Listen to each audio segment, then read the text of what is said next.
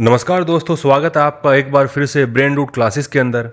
दोस्तों, आज हम एक बहुत ही इंटरेस्टिंग और साथ ही काफ़ी सीरियस टॉपिक पर चर्चा करेंगे, जो कि है the cost of politics in India. दोस्तों, इलेक्शन किसी भी डेमोक्रेसी की बैकबोन होते हैं और इंडिया जैसे वर्ल्ड्स लार्जेस्ट डेमोक्रेसी इस प्रिंसिपल पर खड़ा है कि लोगों की आवाज़ फ्रीली और फेयरली पॉलिटिकल सिस्टम में रिफ्लेक्ट हो। लेकिन प्रॉब्लम यह है कि ओवर द ईयर्स इलेक्शन और पॉलिटिक्स इतनी महंगी हो चुकी है कि अब ऐसा लगता है कि डेमोक्रेसी धीरे धीरे पैसा की ताकत पर रन हो रही है, न कि लोगों की इच्छा के ऊपर।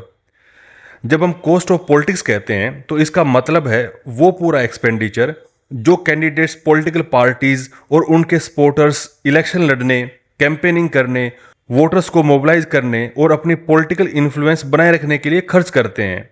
इसमें रैलीज का खर्च, एडवर्टाइजमेंट का खर्च, ट्रांसपोर्ट और वर्कर्स को मेंटेन करने का खर्च और साथ ही हिडन खर्च भी होते हैं जो पर्सनल कनेक्शन मेंटेन करने के लिए खर्च होता है। दोस्तों, रिसेंट स्टडीज जैसे ऑब्जर्वर रिसर्च फाउंडेशन और वेस्टमिनिस्टर फाउंडेशन फॉर डेमोक्रेसी, इनकी रिपोर्ट साफ बताती है कि इंडिया में इलेक्शन लड़ना अब इतना महंगा हो गया है कि प्रैक्टिकली सिर्फ वेल्दी लीडर्स या डायनेस्टिक पॉलिटिशियंस ही सीरियस कंटेंडर बन सकते हैं। ऑर्डिनरी सिटीजन्स के लिए पॉलिटिक्स में एंट्री करना ऑलमोस्ट इम्पॉसिबल होता जा रहा है। अब दोस्तों, मैं आपको एक सिंपल एग्जांपल देता हूं। रिपोर्ट्स कहती हैं कि लोकसभा इलेक्शन में बिग पार्टीज के कैंडिडेट अक्सर 5 से 10 करोड़ तक खर्च करते हैं। कुछ स्टेट्स जैसे कि तमिलनाडु, तेलंगाना, आंध्र प्रदेश और महाराष्ट्र, इनके अंदर तो ये खर्चा और भी ज़्यादा हो जाता है। दोस्तों, इमेजिन करिए इतनी बड़ी राशि एक सिंगल इलेक्शन पर खर्च करना।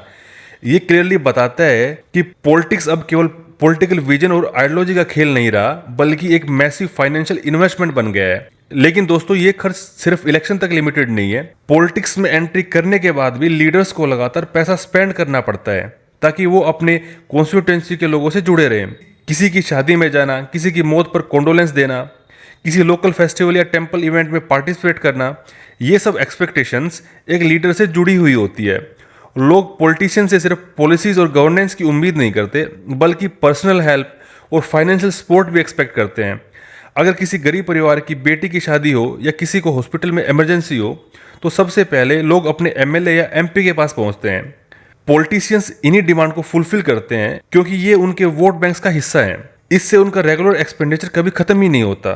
इसके अलावा पार्टी ऑफिस रन करना, स्टाफ को सैलरीज देना और लगातार छोटे मोटे पॉलिटिकल एक्टिविटीज चलाना, ये सब भी रोज का खर्चा है। मतलब पॉलिटिक्स एक एंडलेस फाइनेंशियल कमिटमेंट बन चुकी है। और दोस्तों, इस मॉडर्न पॉलिटिक्स के अंदर एक और खर्चा जुड़ गया है, जो कि सोशल मीडिया कैंपेन्स। पहले इलेक्शन कैंपेन सिर्फ पोस्टर, होर्डिंग्स और रैलीज तक लिमिटेड थे। अब Facebook ads, YouTube campaigns, WhatsApp groups और डिजिटल कंटेंट क्रिएशन भी उतना ही इंपॉर्टेंट हो गया है। हर लीडर को एक full time digital team hire करनी पड़ती है, जिसमें graphic designers, video editors, social media managers, ये सब शामिल होते हैं। दोस्तों, ये सब सस्ता जरूर लगता है, लेकिन एक्चुअली ये भी एक हैवी फाइनेंशियल बर्डन है। अब बात करते हैं सबसे कंट्रोवर्शियल एस्पेक्ट्स की, वोट बाइंग की। आप सबने न्यूज में देखा होगा कि इलेक्शंस में कैश, लिकर और सारी और छोटे मोटे गिफ्ट्स वोटर्स तक पहुंच जाते हैं। कई कैंडिडेट पर्सनली ऐसा करना ही नहीं चाहते, लेकिन उनको लगता है कि अगर राइवल कैंडिडेट्स डिस्ट्रीब्यूट कर रहे हैं तो उन्हें भी मजबूरी में ये सब करना पड़ता है। इससे इलेक्शंस की कॉस्ट और बढ़ जाती है। और सबसे डेंजरस बात यह है कि वोट बाइंग स्लोली वोटर्स की माइंडसेट को करप्ट कर देता है। लोग पार्टीज या कैंडिडेट्स को उनकी आइडियोलॉजी या पॉलिसीज के लिए नहीं, बल्कि उस कैश या गिफ्ट के लिए वोट देने लग जाते हैं। दोस्तों, अब सवाल ये उठता है कि ये खर्चा इतना बढ़ क्यों रहा है। सबसे पहले प्री इलेक्शन आउटरीच को देखते हैं। दोस्तों, इलेक्शन के टाइम पे एक कैंडिडेट को हर विलेज, हर टाउन में जाकर लोगों से कनेक्ट करना होता है। ये ट्रैवलिंग, अकोमोडेशन और फूड सब एक बड़ा खर्च होता है। उसके अलावा सेकंड है कैंपेन लॉजिस्टिक्स। जब रैलीज होती हैं तो उसके अंदर बहुत हजारों लोग आते हैं। टेंट्स लगवाना होता है, स्टेज बनानी होती है, लाउड स्पीकर को अरेंज करना होता है, पोस्टर और होर्डिंग लगवानी होती हैं। इन सब का जो खर्चा है वो करोड़ों के अंदर जाता है। उसके अलावा थर्ड जो पॉइंट है वो है मीडिया एक्सपेंसेस। दोस्तों, टीवी, रेडियो, न्यूज़पेपर और अब तो डिजिटल एड्स पर जो है लाखों करोड़ खर्च होते हैं। ये सब भी मिलाकर जो टोटल बजट है कैंपेनिंग का, उसको काफ़ी इंक्रीज कर देते हैं। और दोस्तों, फोर्थ है इलेक्शन पैट्रोनेज, मतलब कि लॉयल सपोर्टर्स और वर्कर्स को रिवार्ड करना ताकि वो लगातार एक्टिव रहें। अब क्वेश्चन आता है कि इतना पैसा आता कहाँ से है। कैंडिडेट्स का सबसे बड़ा सोर्स होता है पर्सनल वेल्थ। कई बार वो अपने प्रॉपर्टीज बेच देते हैं, लोन्स ले लेते हैं या फैमिली से पैसा जुटाते हैं। इसके अंदर फ्रेंड्स और जो पीयर्स हैं वो भी कंट्रीब्यूट करते हैं।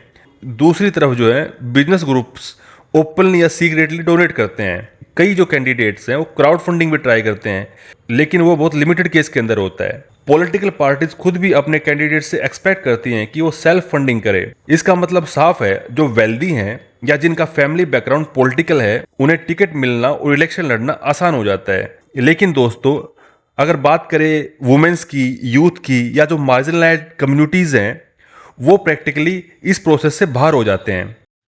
अब दोस्तों, इस राइजिंग कॉस्ट के डेंजरस कॉन्सिक्वेंसेस को देखते हैं। सबसे पहला है गवर्नेंस पर असर। जब कॉरपोरेट डोनर्स पैसा देते हैं तो नेचुरली वो बदले में कुछ एक्सपेक्ट करते हैं, जैसे कि टैक्स कट्स, माइनिंग राइट्स या डीरेगुलेशंस। इसका मतलब है कि पॉलिसीज ऑफन पब्लिक इंटरेस्ट में नहीं बल्कि डोनर्स के इंटरेस्ट में बनती हैं। दूसरा असर है कि रिच बिजनेसमैन खुद ही पॉलिटिक्स में एंट्री कर लेते हैं। वो पार्टी टिकट्स खरीद लेते हैं और इलेक्शन में ह्यूज पैसा इन्वेस्ट करके जीत भी जाते हैं। इससे गवर्नेंस जो है वो ग्रेजुअली बिजनेस पॉलिटिक्स नेक्सस बन जाता है। पॉलिटिशियंस का बड़ा हिस्सा फंड रेजिंग और अपने फाइनेंसेस को रीपे करने में स्पेंड होता है, बजाय गवर्नेंस पर फोकस करने में।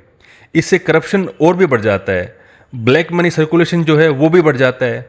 और यही रीजन है कि इंडिया की रैंक 2024 में करप्शन परसेप्शन इंडेक्स में 96 थी। दोस्तों, दूसरा बड़ा असर है डेमोक्रेसी के ऊपर। जब इलेक्शन मनी ड्राइवन हो जाते हैं तो वोटर्स की ट्रस्ट धीरे धीरे कम हो जाती है। इलेक्शन उन्हें फेयर नहीं लगते बल्कि रिच और पावरफुल की मोनोपोली लगते हैं।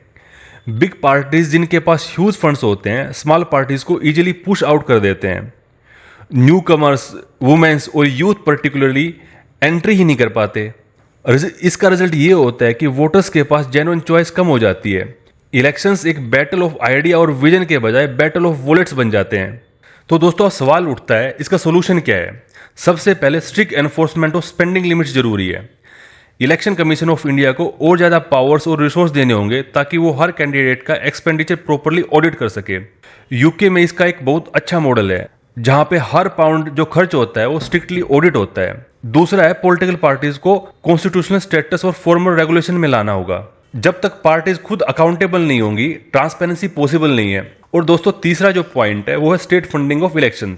ये एक मेजर रिफॉर्म हो सकता है। Public funding based on vote share दिया जाए ताकि कॉर्पोरेट्स पर डिपेंडेंसी कम हो। इस आइडिया को कई कमिटीज ने रिकमेंड किया है, जैसे Indrajit Gupta committee, law commission 1999, उसके अलावा national commission to review the working of constitution 2001 और सेकंड एडमिनिस्ट्रेटिव रिफॉर्म्स कमीशन 2008। इन सब ने जो है ये आइडिया दिया है। इसके अलावा डोनेशन ट्रांसपेरेंट होनी चाहिए। यूएस मॉडल की तरह रियल टाइम डिस्क्लोजर होना चाहिए ताकि वोटर्स को पता हो कि कौन सा पार्टी किससे डोनेशन ले रहा है। कॉर्पोरेट डोनेशन पर स्ट्रिक्ट रूल होने चाहिए ताकि पॉलिसी कैप्चर अवॉइड हो सके। वोटर्स को सेंसिटाइज करना भी उतना ही इंपॉर्टेंट है। अगर वोटर्स खुद कैश फॉर वोट रिजेक्ट करना शुरू कर देंगे तो सिस्टम ऑटोमेटिकली क्लीन हो जाएगा। दोस्तों, इसके अंदर सिविल सोसाइटी, मीडिया और इलेक्शन कमीशन कैंपेन्स इसमें बड़ा रोल प्ले कर सकते हैं। टेक्नोलॉजी का यूज भी करना चाहिए। Digital records of donations, real time monitoring of campaign expenditure और साथ में AI based tracking black money को जो है कर्ब कर सकते हैं। दोस्तों, आपको याद रखना चाहिए कि कॉस्ट ऑफ पॉलिटिक्स सिर्फ एक फाइनेंशियल इशू नहीं है, ये एक डेमोक्रेटिक इशू भी है। अगर इलेक्शन सिर्फ रिच लोग का खेल बन जाएगा तो डेमोक्रेसी ग्रेजुअली वीक हो सकती है। गवर्नेंस ग्रेजुअली कॉर्पोरेट्स के हाथ में चली जाएगी और सिटीजन्स के जेन्युइन नीड्स इग्नोर हो जाएंगे। इसलिए अर्जेंट रिफॉर्म्स बहुत जरूरी हैं। अगर डेमोक्रेसी को सच में पीपल्स वॉइस बनाना है तो रिफॉर्म्स जैसे state funding, strict laws on donation, stronger election commission oversight और वोटर अवेयरनेस इमीडिएटली इंप्लीमेंट करने होंगे। तभी इलेक्शन सच में लोगों की इच्छा रिफ्लेक्ट करेंगे, न कि सिर्फ वेल्दी कैंडिडेट्स के वॉलेट को। तो दोस्तों, यहाँ पे हमारे टॉपिक कंप्लीट होता है। उम्मीद है आपको पसंद आया होगा। अगर आपको ये टॉपिक अच्छा लगा हो तो कमेंट कर जरूर बताएं, अपने दोस्तों के साथ शेयर करें और बेल आइकन को दबाना बिल्कुल ना भूलें ताकि हर नए लेक्चर की नोटिफिकेशन आपको टाइम पर मिलते रहे। मिलते हैं अगले वीडियो में, तब तक के लिए धन्यवाद।